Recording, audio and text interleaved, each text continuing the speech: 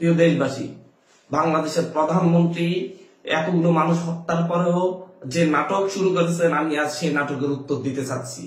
উনি গতকালকে বলেছেন, খুব আফসোস করে বলেছেন, এতগুলো মানুষ মারা গেল, এর দায় কার?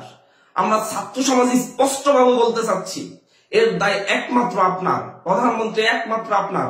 আপনি যদি মনে করেন বারবার মানুষকে হত্যা করে, ছাত্রদেরকে হত্যা করে আপনি পার পেয়ে যাবেন, তা হবে না। আপনাকে অবশ্যই এর দায় নিতে হবে। কারণ আপনি চাইলেই এই একটা লাশ পড়ার আগেই বৈষম্য বিরোধী ছাত্র আন্দোলনের সাথে সমাধানে আসতে পারতেন।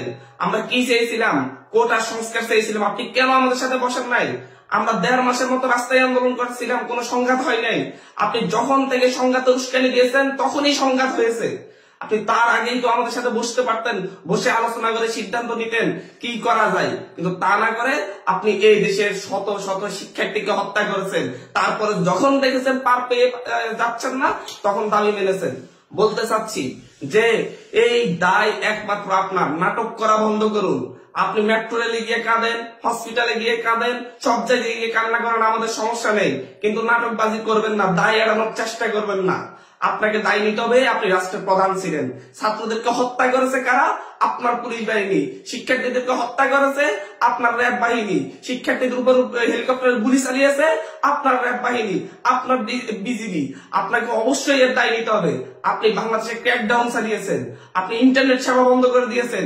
ইন্টারনেট সেবা বন্ধ করে আমাদের কোনো নিউজ পেতে দেন নাই, আমাদের উপর আন্দোলনের কোনো কন্ট্রোল রাখেন নাই। আমাদের উপর আন্দোলনের কন্ট্রোল থাকলে অবশ্যই এত মানুষ হত্যার শিকার হতো না, তারা অবশ্যই শান্তিপূর্ণভাবে আন্দোলনে থাকতোই।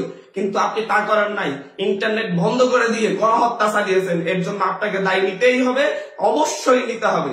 আজকে আবার ইন্টারনেট বন্ধ করেছেন। আজকে যদি আর একটা গুলি চলে, মাননীয় প্রধানমন্ত্রী ওই গণভবন আর আপনার থাকবে না। স্পষ্ট বার্তা দিচ্ছি, বাংলাদেশের ছাত্র জনতার উপর আর কোনো ক্র্যাকডাউন নয়, আর কোনো রক্ত চাইলে আমরা অবিলম্বে 9 দফা দাবি মানুন, তারপরে আমরা রাজপথ থেকে সরে যাব, রাজপথ থেকে ফিরে যাব।